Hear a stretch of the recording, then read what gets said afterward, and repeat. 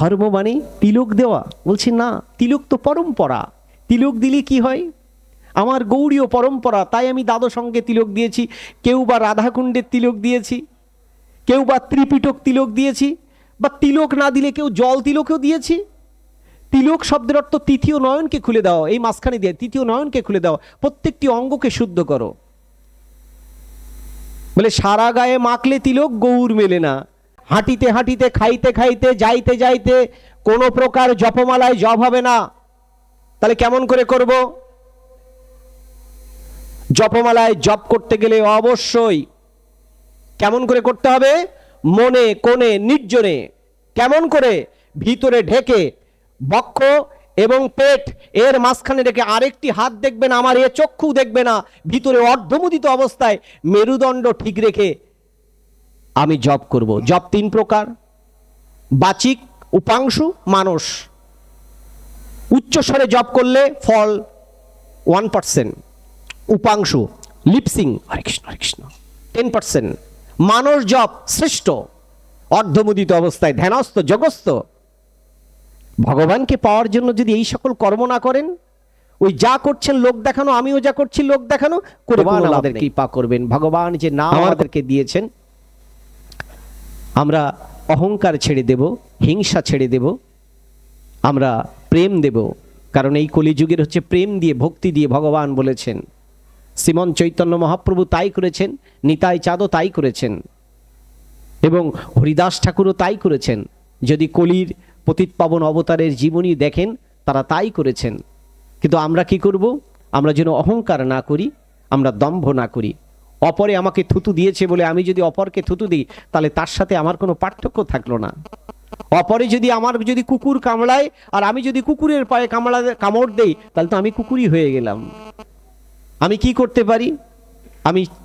আমি হিংসা পরিত্যাগ করে, অহংকার পরিত্যাগ করে আমি চেষ্টা করব ভ্রাতৃত্ববোধ নিয়ে আমরা ঐকান্তিকভাবে, সম্মিলিতভাবে আমরা যেন সুন্দরভাবে সকলে মিলেমিশে একসাথে আমরা থাকতে পারি, আমরা ধর্ম করতে পারি। কারণ শাস্ত্রে বলছে ধর্ম রক্ষতি ধর্ম, যিনি ধর্মকে রক্ষা করেন ধর্ম তাহাকে রক্ষা করে, যিনি ধর্মকে রক্ষা করেন না ধর্ম তাহাকে রক্ষা করে না। এবং শাস্ত্রে বলছে শ্রেয়ান সধর্ম বিগুণ পরাধর্মতনুষ্ঠিতাৎ সধর্ম নিধনং শ্রেয় পরধর্ম ভয়াবহ। হে কুন্তু, তুমি কখনো ধর্মকে ত্যাগ করো না। ধর্ম বলতে কি বুঝায়? ধর্ম কখনো ত্যাগ হয় না। আগুনের ধর্ম উত্তাপ দেওয়া, এটি কখনো পরিবর্তন হবে না। জলের ধর্ম শীতলতা, পরিবর্তন হবে না। বাতাসের ধর্ম স্পন্দন, সেটি পরিবর্তন হবে না। কখনো ধর্ম পরিবর্তন হয় না। পরিবর্তন হতে পারে আমার আপনার অজ্ঞানতা, হয়তো পরিবর্তন হতে পারে। এই জন্য আমরা চেষ্টা করব ধর্ম পথে থাকবো। তাহলে এখানে ধর্ম সম্পর্কে ভগবান বলে গেছেন। ধর্ম কি? বলে সত্যই ধর্ম, ন্যায় ধর্ম, কল্যাণী ধর্ম, সমর্পণী ধর্ম, সর্বশেষ বলেছেন প্রেমী ধর্ম, করুণাই ধর্ম। এগুলো যদি বুঝতে না পারি, তাহলে ধর্মের টোটাল দর্শনটাই বুঝতে পারিনি।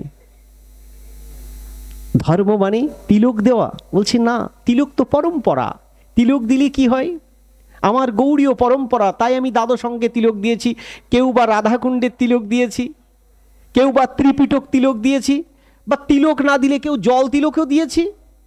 তিলক শব্দের অর্থ তৃতীয় নয়নকে খুলে দাও, এই মাঝখানে দিয়ে তৃতীয় নয়নকে খুলে দাও, প্রত্যেকটি অঙ্গকে শুদ্ধ করো। বলে সারা গায়ে মাখলে তিলক গৌর মেলে না। যদি আমি সেই গৌরের ভাবনায় ভাবিত না হই, চৈতন্যের ভাবনায় ভাবিত না হই। আমি ধুতি পরেছি কেন? বলে ধুতিতে ধর্ম নেই, ধুতি হচ্ছে পরম্পরা। আমার আর্য ঋষিগণ পড়েছিলেন, এটি আমাদের বৈদিক সংস্কৃতি, তাই ধুতি। বলে মালা দিয়েছি কেন? কণ্ঠে মালা। বলে মালা দিয়েছি এই কারণে আমি বৈষ্ণব, আমি দীক্ষা নিয়েছি, তাই গুরু আমাকে দিয়েছে, তাই এই মালাটা যেন কণ্ঠে মালা ধারণ করে আমি যেন কি করতে পারি, আমি যে তুলসীর যে গুণাগুণ, সেই গুণকে যেন ধারণ করতে পারি। তুলসীর মধ্যে 68টা গুণ আছে, ওই গুণকে যেন আমি কণ্ঠে ধারণ করি। আর হৃৎপদ্মে কে আছে? নারায়ণ। ওই নারায়ণকে হৃৎপদ্মে রেখে যেন নিত্য আমি পুজো করতে পারি। এখন আমি কণ্ঠে তুলসী দিলাম, হরে কৃষ্ণ, আমি মালা দিলাম, আমি তিলক দিলাম, আমি নিরামিষ আহার করলাম, কিন্তু মনের মধ্যে থেকে আমার হিংসা গেল না, লোভ গেল না, অহং গেল না, দম্ভ গেল না। গোবিন্দ বলছে তাহলে আমাকে পাওয়া যাবে না। প্রেম সে বলো, হয়তো খোঁচা দিলাম, না, একটু যদি শরীরের মধ্যে পয়জন হয় বেরিয়ে যাওয়া ভালো। আমি অনেক উচ্চাঙ্গের না, তবে গুরু পরম্পরায় যতটুকু শিখেছি আমার পরম্পরাটা হচ্ছে নিত্যানন্দ পরম্পরা। আমার বাবা উনি ছিলেন ব্রহ্মচারী, পরবর্তীতে ইন্ডিয়া থেকে বাংলাদেশে চলে আসেন, বাংলাদেশ থেকে আর যায়নি। মানে দেখেন বিকল্পটা কেমন, বাবা ইন্ডিয়া থেকে বাংলাদেশে এসে বাংলাদেশে সেটেল, আমরা কখনো কিন্তু যাইনি। আমার জন্মস্থান এখানে, আমার বাবার সব ওই পাশে কিন্তু সবাই, কিন্তু আমরা কখনো যাইনি। আমার সব জন্মস্থানেকে জননী জন্মভূমিশ্চ স্বর্গাদপি গরীয়সী। আমরা সনাতন ধর্মের এই দর্শনটা মনে করি, আমরা হিন্দু মুসলিম খ্রিস্টান বৌদ্ধ সবাই একসাথে মিলে আমরা থেকে বসবাস করে যাতে সুন্দরভাবে আমরা সবাই বাস করতে পারি, এটি আমাদের সকলের চেতনা হওয়া উচিত। তাহলেই আমাদের মাতৃভূমির প্রতি ভালোবাসা হবে, তাহলেই ধর্মের প্রতি আমাদের নিষ্ঠা হবে। আর যদি আমরা ঘৃণার বীজ আমরা বপন করে দিই, তাহলে কিন্তু সব আমাদের দেহ ধর্ম নষ্ট হয়ে যাবে, আর দেহের মধ্যে গোবিন্দের যে তত্ত্ব সেটিও নষ্ট হয়ে যাবে। কে আমাকে কি করলো এটি বিষয় না, বাট আমি কি করছি, আমাকে এই বিষয়গুলো আমাদেরকে খেয়াল রাখতে হবে, তাহলেই আমরা ভগবত কৃপা আমরা পাবো। প্রেম সে বলো নিতাই গৌর প্রীতি প্রেমানন্দে হরি হরি বলো। কীর্তনের একটি প্রসঙ্গে বলবো, সময় মনে হয় একটু বেশি নিয়েছি। হরে কৃষ্ণ, সময়কে একটু বেশি নিয়ে ফেলেছি। আমি একটু কীর্তন প্রেমে গৌর লীলার মধ্যে দুই একটি কথা, যে উনি যদিও দাদাশ্রী মানে অনেকক্ষণ গৌর লীলার কথা বলেছেন, এই জন্য আমি চৈতন্য চরিতামৃতে, চৈতন্য ভাগবতে, নিমাই অমীয় চরিতে আমি আর কম গেলাম, কারণ যেহেতু উনি ওখান থেকে গিয়েছেন, এই জন্য আমি ভাগবত আর গীতাটাকে একটু প্রাধান্য দিয়ে অন্য স্তরে একটু যাওয়ার চেষ্টা করেছি, ওই প্রাধান্য দিয়ে সাদৃশ্য রেখে। আমি শুধু প্রেমের ক্ষেত্রে বলবো, নামের ক্ষেত্রে দেখেন মহাপ্রভুর একটি লীলার কথা বলি। মহাপ্রভুর কীর্তনের ক্ষেত্রে মহাপ্রভু বললেন, ভক্তদের দেখছেন কীর্তন করে ভক্তদের, কিন্তু কীর্তনে প্রেম নেই। মহাপ্রভু এটি খেয়াল করলেন। তা মহাপ্রভু তখন হাঁটছেন, তা মহাপ্রভু অনেক কান্তি দেহ, দূরে দেখেন এক রজক মানে ধোপা কাপড় কাছে, তখন বলে ও হে রজক কি করো? তা রজক কিছু বলে না, ধোপা তখন বলছে একবার হরিবোল বলো।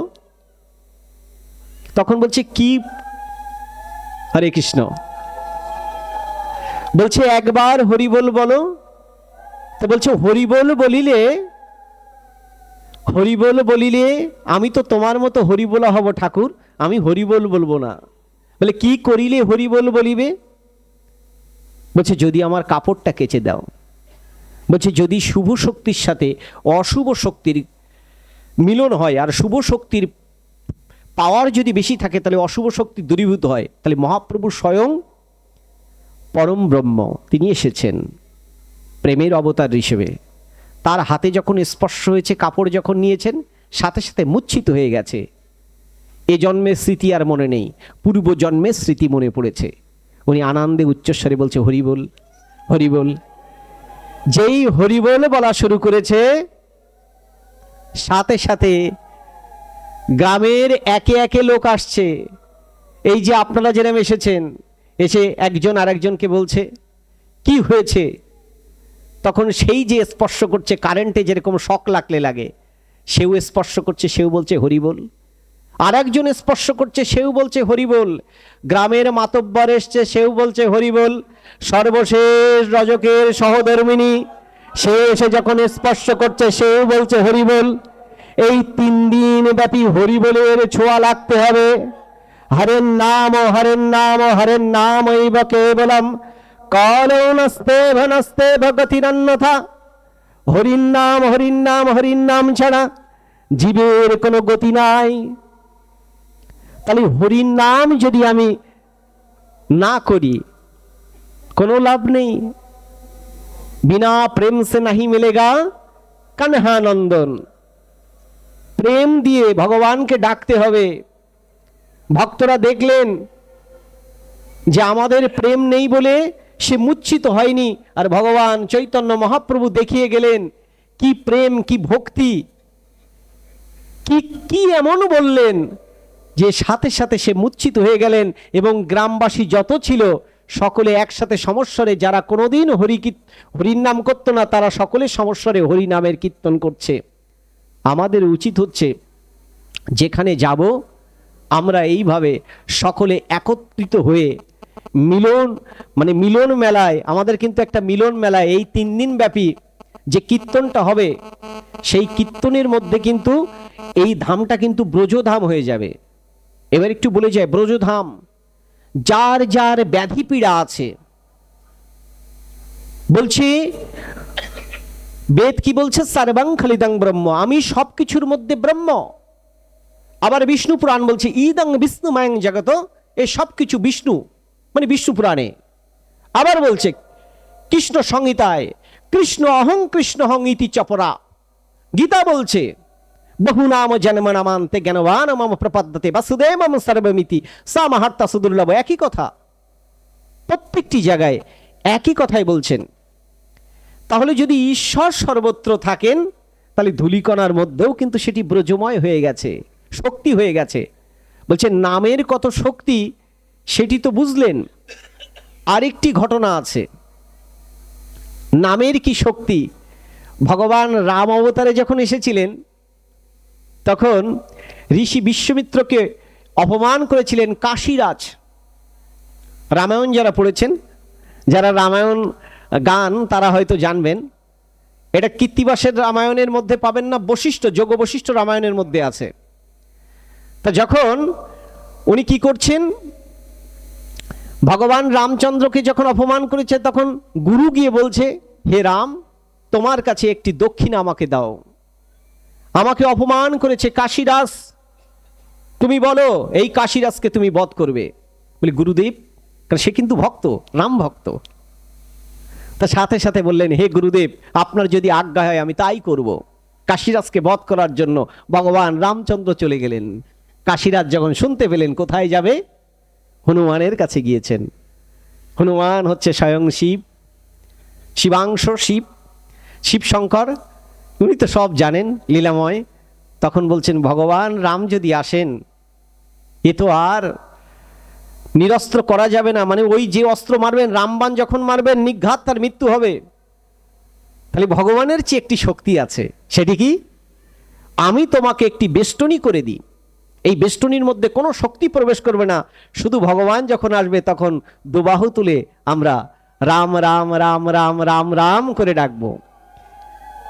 এই যখন রাম নাম করা শুরু করেছে, ভগবান রামচন্দ্র যত বাণ মারে সকল বাণ পতিত হয়। সর্বশেষ যখন রাম বাণ টানছে, ওই বাণটি উপরে গেছে, তখন গুরুদেবের কাছে বলছে, প্রভু আমি তো আপনার সকল শক্তি প্রয়োগ করেও তাকে বধ করতে পারলাম না। তখন বিশ্বমিত্র বললেন, আমার অহংকার ছিল, সেই অহংকার সব নাশ হয়ে গেছে, তোমার নামের যে কি শক্তি, তোমার নামের যে কি মহিমা সেটি আমি বুঝতে পেরেছি। এই জন্য ভগবানের নাম আর নামই অভেদ, যিনি ভগবান তিনি নামের মধ্যে আছেন। তাই নাম ধরে এই 3 দিন ব্যাপী শ্রবণ কীর্তন করবেন এবং নামটাকে শুনবেন।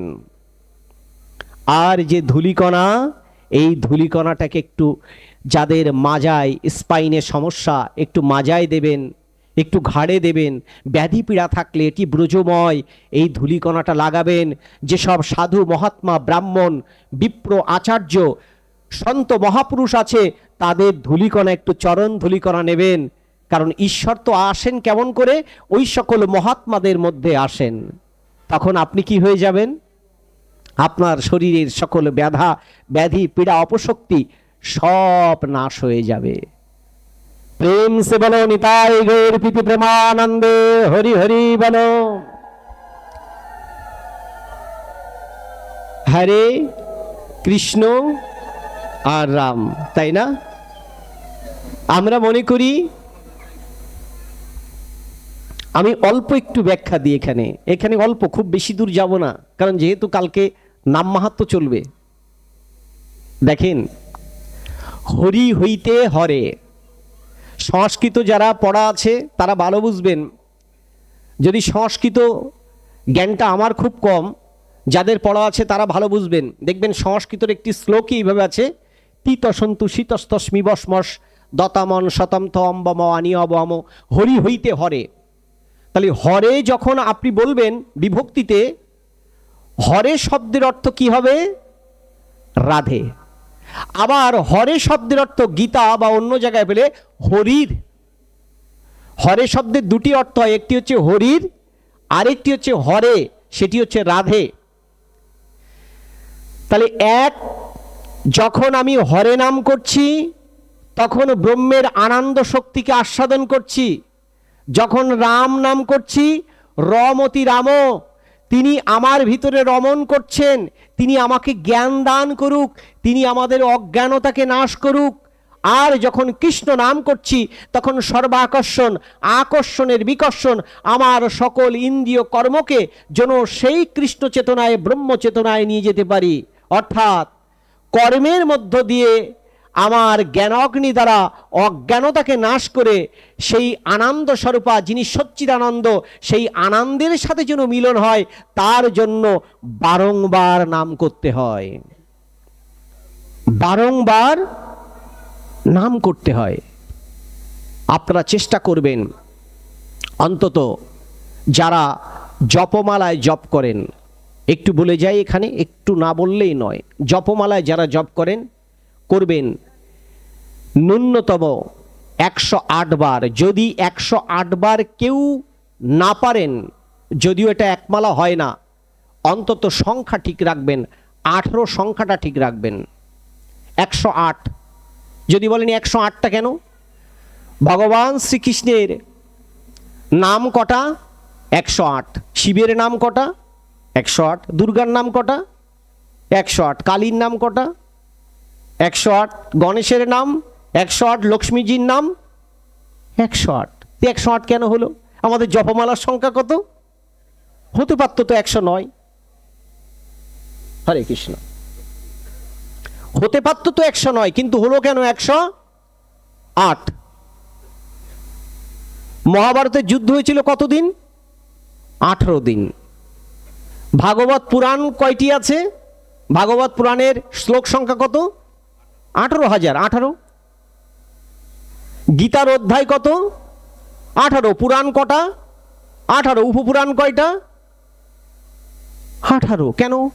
সংখ্যা। এবার আরেকটি নিগূঢ় তত্ত্বের কথা বলি। আমরা যে পৃথিবী উপরে আছি, এই পৃথিবী থেকে মঙ্গলের দূরত্ব, তার যে ডিগ্রি, এ তো মহাশূন্যে, আমরা সবাই মহাশূন্যে। পৃথিবী থেকে তার মঙ্গল তার ব্যাসার্ধের 108 ডিগ্রি কোণে, মঙ্গল থেকে বুধের তার ব্যাসার্ধের 108 ডিগ্রি কোণে, বুধ থেকে বৃহস্পতি তার ব্যাসার্ধের 108 ডিগ্রি কোণে। এই 108 ডিগ্রি কোণ না হলে একটি শব্দ তরঙ্গ, একটি শক্তির প্রকাশ হয় না। তা যেহেতু এই ব্রহ্মাণ্ড একই সাথে গ্রথিত, এই ব্রহ্মাণ্ডের অপর রহস্য দেহের মধ্যে আছে। জানেন সূর্য কোথায়? ডান চোখে সূর্য। চন্দ্র কোথায়? বাম চোখে চন্দ্র। এই জন্য ডাক্তাররা বলে আপনি যখন ঘুমাবেন ডান কাঁধে ঘুমাবেন, কারণ ডান কাঁধে না ঘুমালে আপনার শরীরের যে অগ্নাশয়, এই অগ্নাশয় খাদ্য হজম করতে পারে না, তাই ডান কাঁধে শুতে হয়। এটি অগ্নিতত্ত্ব। ছায়াপথ কোথায় আছে? স্পাইনাল কর্ডের মধ্যে। আমাদের এই ব্রহ্মাণ্ডটা কোথায়? সব মস্তিষ্কের মধ্যে। ঈশ্বর কোথায়? হৃদ্যদেশে। ব্রহ্মা কোথায়? নাভিমূলে। কণ্ঠে কোথায়? সরস্বতী। শিবজি কোথায়? ললাটে। সব দেহতত্ত্ব। বলে যা আছে ব্রহ্মাণ্ডে তা তোমার ভাণ্ডে, তোমার ভাণ্ডটাকে আগে ভাঙো। আমি ভাণ্ডটাকে ভাঙতে পারিনি, ব্রহ্মকে খুঁজছি। অপার রহস্য দেহের মধ্যে, এটা একটা সায়েন্স। বলছে 108 যখন বলবেন, ওই সূত্রের সাথে শক্তি তৈরি হয়ে যায়। বর্তমান নাসা একটি শব্দ বলছে, সমগ্র বিশ্ব ব্রহ্মাণ্ডে একটি শব্দ, সেই শব্দটা তাকে বলছে ভম। আসলে শব্দটা ভম না, শব্দটা হচ্ছে আউম। আউ মহ, আহ আমি আপতি, আমি সৃষ্টি, উৎকর্ষ, ম আমি লয়। এই শব্দ ব্রহ্মটাই তারা বলছে নাসা। তাহলে সেই শব্দ ব্রহ্মরূপে আপনার ভিতরে সবসময় দেখবেন, কানটাকে আপনি যদি বন্ধ করেন দেখবেন ভিতরে একটা শব্দ তৈরি হচ্ছে। বলে ওই শক্তির সাথে যুক্ত হলে একটি সংখ্যায় যেতে হবে, সেই সংখ্যাটা হচ্ছে 108। এই 108 হলে এক মালা হবে। কিন্তু 108 মালা আপনি জপছেন কেমন করে জানেন? হরে কৃষ্ণ হরে কৃষ্ণ কৃষ্ণ কৃষ্ণ হরে রাম রাম রাম হরে হরে। কে যেন আপনাকে তাড়াচ্ছে। হঠাৎ করে রাস্তা দিয়ে যাচ্ছেন, হরে কৃষ্ণ, রাস্তা দিয়ে যাচ্ছেন, হরে কৃষ্ণ। আরে কেন? ভগবান এত সস্তা নাকি? হরিভক্তি বিলাসের 952তম আমাদের গৌড়ীয় বৈষ্ণবের একটি গ্রন্থ হরিভক্তি বিলাস, 952তম পৃষ্ঠা থেকে 963তম পৃষ্ঠা পর্যন্ত ভালো করে পড়ে নেন। হাঁটিতে হাঁটিতে, খাইতে খাইতে, যাইতে যাইতে কোনো প্রকার জপমালায় জপ হবে না। তাহলে কেমন করে করব? জপমালায় জপ করতে গেলে অবশ্যই কেমন করে করতে হবে? মনে কোণে নির্জনে। কেমন করে? ভিতরে ঢেকে, বক্ষ এবং পেট এর মাঝখানে রেখে, আরেকটি হাত দেখবে না, আমার এ চক্ষু দেখবে না, ভিতরে অর্ধমুদিত অবস্থায় মেরুদণ্ড ঠিক রেখে আমি জপ করব। জপ 3 প্রকার: বাচিক, উপাংশু, মানস। উচ্চস্বরে জপ করলে ফল 1%, উপাংশু লিপসিং হরে কৃষ্ণ হরে কৃষ্ণ 10%, মানস জপ শ্রেষ্ঠ অর্ধমুদিত অবস্থায় ধ্যানস্থ যোগস্থ। ভগবানকে পাওয়ার জন্য যদি এই সকল কর্ম না করেন, ওই যা করছেন লোক দেখানো, আমিও যা করছি লোক দেখানো করে কোনো লাভ নেই। আমার কথায় হয়তো রাগ করবেন, পড়ে নেন, আমি বলে দিলাম হরিভক্তি বিলাসে কোথায় আছে। কুর্ম উপরি ভাগটা পড়ে নেন, স্কন্দ পুরাণটা পড়ে নেন, সেখানে পাবেন আপনি ডিটেলস সব লেখা আছে।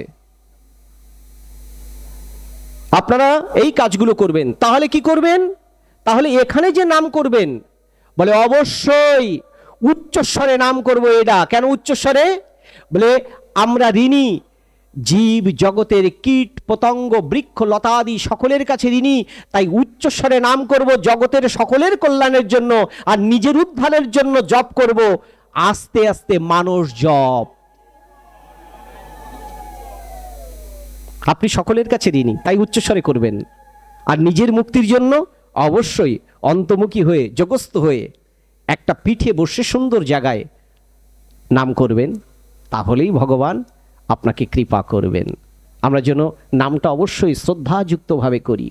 নামে যদি প্রেম না আসে, হবে না। আপনি যদি সকালে কীর্তন করেন, তাহলে সকালের কীর্তনটা কি রাগের উপর হবে? সেটি কিন্তু রাগ। রাত 3টায় যখন কীর্তন করবেন, সেই কীর্তনটা হবে ভৈরবী রাগের উপর। যারা কীর্তনের সম্রাট আছেন তারা বলতে পারবেন। যদি সন্ধ্যায় রাগ করেন, ইমন রাগের উপর আপনার কীর্তন করতে হবে। তাহলে রাগ যে রাগ রাগিনী, এটা রাগ, রাগ রাগিনী সুর। বর্ষা আসবে, বৃষ্টি পড়বে, আপনার যদি ভাগবত গীতা আসরের পর কীর্তনের পর যদি বাড়ি বর্ষণ হয়, বুঝতে হবে ভগবান আগে পুষ্প বৃষ্টি করতে, এখন বর্ষার মধ্য দিয়ে আশীর্বাদ করছেন। তাহলে বুঝতে হবে আমাদের জন্য কীর্তনটা এইভাবে হয়। কীর্তন মানে তন্ময়, তন্ময় হয়ে ভগবানের সাথে একাত্মতা হয়ে যেতে হবে, তাহলেই হবে। আমরা অবশ্যই এই 3 দিন কীর্তনের সাথে যেন আমরা থাকি, এবং আমরা যেন ভগবানকে অবশ্যই চেষ্টা করি 3 দিন ব্যাপী আমরা শুনবো। যারা কীর্তন করতে পারবো না, আমরা যেন শুনবো। আমি জানি না, অনেক বিরক্ত করেছি, অনেক কথা বলেছি। আমি জানি না কতটুকু আপনাদেরকে ভাগবতীয় জ্ঞান আমি দিতে পেরেছি। যদি আমার আলোচনার মধ্যে ভুল ত্রুটি হয়, আপনার সন্তান গুণে, ভাই গুণে, ছেলে মনে করে ক্ষমা সুন্দর দৃষ্টি দেখবেন। কারণ আমি বলি, আমি সব কিছু জানি না, তবে আমি যতটুকু জানি আমি ততটুকু আপনাদেরকে জানিয়েছি। ঈশ্বর যেন আমার সেই দ্বার উন্মোচন করে দেয়, যতটুকু আমার ল্যাকিং আছে সেগুলো যেন ভগবান আমাকে ঠিক করে দেয়। আর যা কিছু ভুল সব কিছু আমার, আর যা কিছু এখান থেকে নির্যাস স্বরূপ সেগুলো সব আপনাদের। আমরা 2 প্রকার মানুষ আছি, একটা মাছি মানুষ, একটি মৌ মানুষ। একই ফুলের কড়ি থেকে মৌমাছি নেয় মধু আর মাছি নেয় বিষ। আমরা যেন মাছি হয়ে ওই ফুলের কড়ি থেকে বিষ না নিয়ে যাই, আমরা যেন মধুটা নিয়ে যাই। আমার 100 কথার মধ্যে, হরে কৃষ্ণ, আমার 100 কথার মধ্যে এমন হতে পারে 99টা কথা ভালো লাগেনি, আপনার সেটা নেওয়ার দরকার নেই। একটি কথা ভালো লেগেছে, গোবিন্দ আমার মুখ দিয়ে উচ্চারণ করিয়েছে, সেই কথাটাকে নেবেন। সেই কথাটাকে নিয়ে যদি আপনি আপনার জীবনে কাজে লাগান, আপনার পরিবারের জীবনে কাজে লাগান, আপনার সোসাইটিতে কাজে লাগান, তাহলেই আজকের ভাগবতীয় আলোচনা সার্থক হবে। আমরা সকলেই, ঈশ্বর সকলকে ভালো রাখুক। আমরা সকলে একটা মন্ত্র পাঠ করি। सर्वे सम्मंगलां भूयात्, सर्वे सन्तु निरामया, सर्वे भद्राणि पश्यन्ति, मा कश्चित् दुःख भाग भवेत्, असतो मा सद्गामय, তমসমা জ্যোতির্গময় মৃত্যুর্মামৃতময়। হে প্রভু, তুমি সকলকে শান্তি দান করো, তুমি সকলের কল্যাণ করো, বিশ্ব ব্রহ্মাণ্ডের যে যেখানে আছে হে প্রভু তুমি সকলকে নিরাপদে রাখো। হে প্রভু, এই বিশ্ব ব্রহ্মাণ্ডের তুমি কাউকে কখনো দুঃখ দিও না। হে প্রভু, তুমি অসতমা সদ্গময়, তুমি সকলকে অসৎ থেকে সত্যের পথ দেখাও। তমসমা জ্যোতির্গময়, তুমি অন্ধকার থেকে আলোর পথ দেখাও। আমরা প্রত্যেকেই তোমার অমৃতের পুত্র, যে অমৃতের ধাম থেকে এসেছিলাম, সকলেই যেন সেই অমৃতের ধামে যেতে পারি। সনাতনীদের এটি কিন্তু উদারতা। আমরা সকলের শান্তি কামনা করে আজকের এই ভাগবতী আলোচনার মধ্যে আপনাদের সকলের চরণ কমলে সহস্র কোটি প্রণতি জানিয়ে, অনাদিরাদি গোবিন্দের রাঙার আতুল চরণে সহস্র কোটি প্রণতি জানিয়ে আমার ভাগবতের কথা এখানেই বিশ্রাম রাখছি। নিতাই গৌর প্রীতি প্রেমানন্দে বলুন হরি হরি বল।